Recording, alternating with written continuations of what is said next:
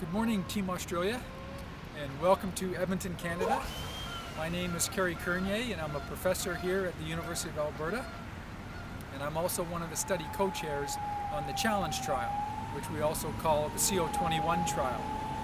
It's a pleasure to have an opportunity to talk with you today about this trial and about the important role that Australia will be playing in this trial. I thought what I would do today is talk to you a little bit about the role of exercise in cancer patients in general, and then specifically about the unique and innovative aspects of the Challenge trial.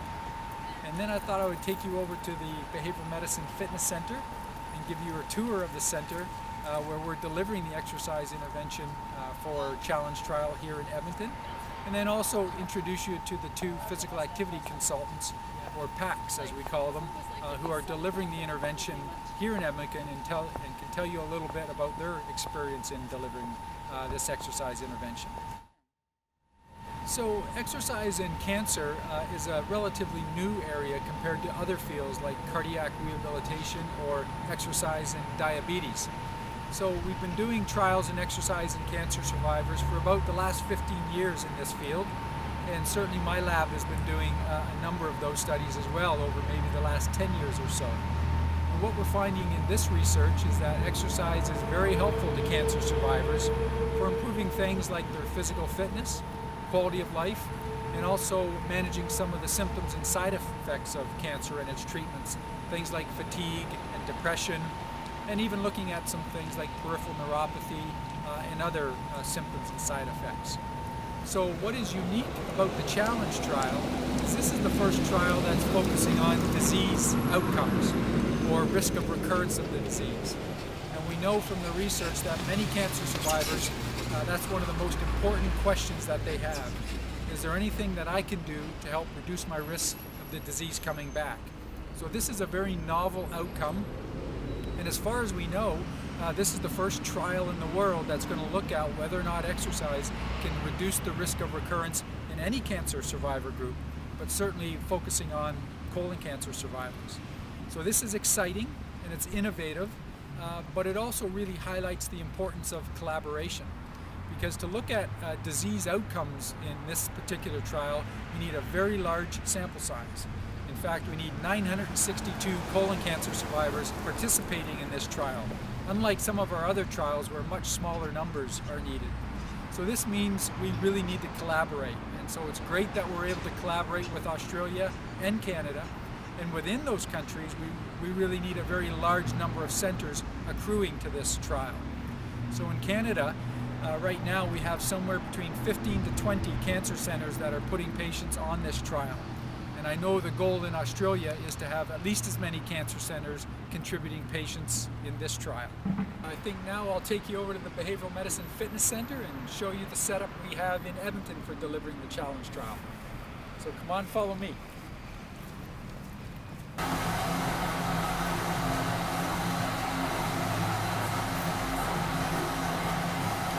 So this is the Behavioral Medicine Fitness Center that I direct. And this is where we run all our trials of exercise in cancer patients, including the Challenge trial, CO21. So all participants in the Challenge trial have access to this fitness center, and this is where they come for the supervised portion of the fitness center. And as you'll learn today in your meeting and from reading the previous materials, the supervised exercise is a very important component of this study. And it's key for motivation and adherence. And over the first 6 months, we ask patients to come in bi-weekly or even weekly for those who are able and willing. And we really have that here in Edmonton. The first 6 months, all the patients are coming in weekly and doing the supervised exercise. At the end of 6 months, they have the option of doing their counseling sessions either by telephone or face-to-face. But we are strongly emphasizing the face-to-face sessions if at all possible, because we find that's absolutely critical for motivation and adherence, especially as they transition in years 2 and 3 to the monthly sessions. It's really important to do those face-to-face if at all possible. It's also very important in the Challenge trial to teach patients all those behavioral counseling sessions that we've developed. Things like goal setting, planning, how to make exercise fun, environmental scan. All those sessions are key to keep the long-term motivation and adherence going. And what we found is maintaining patient contact is really the critical thing that keeps patients exercising.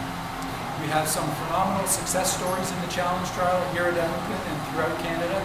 Patients who have gone from being couch potatoes to being half marathon runners. So the adherence to the program has been extremely good, and we're very pleased with that. A lot of that adherence is really driven by the physical activity consultants, or the PACs. They are absolutely critical to the success of this trial. And so what I'd like to do now is introduce you to two of the PACs who are delivering the intervention here in Edmonton. Lisa and Linda will share a few words with you about their experience in delivering the intervention here in Edmonton.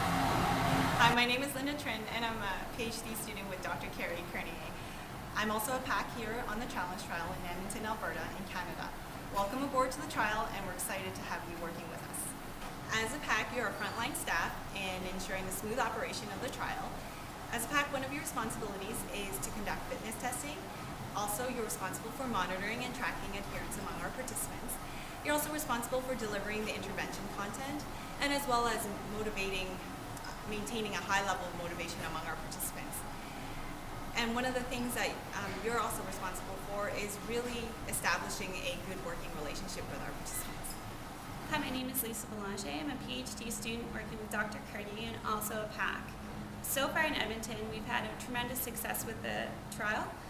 We find our participants really enjoy it and are very motivated. We have a lot of participants increasing in a walking program, but also some running and riding bike. One of our participants is Ralph Shockey.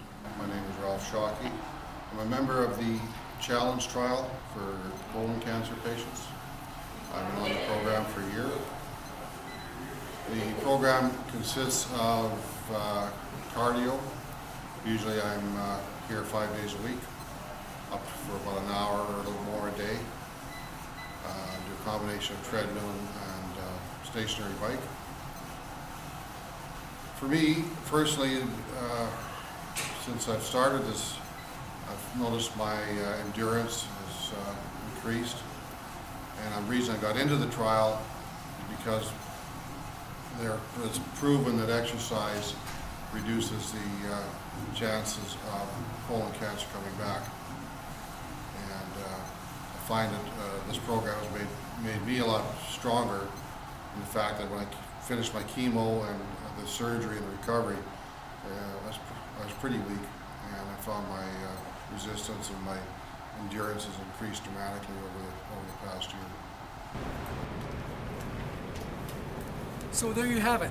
That's an overview of the challenge trial here in Edmonton with our facilities and our people that are delivering it. Thank you once again for letting me chat with you today. I know you're in very good hands in Australia with Jeanette and Emma and Harriana. But if you have any questions about the challenge trial at all, feel free to email me at any time, and I'd be happy to help with any issues related to both the exercise testing and the exercise intervention component. Perhaps from time to time, I'll also be joining you for a conference call and finding out how things are going in Australia and anything that I can help with there.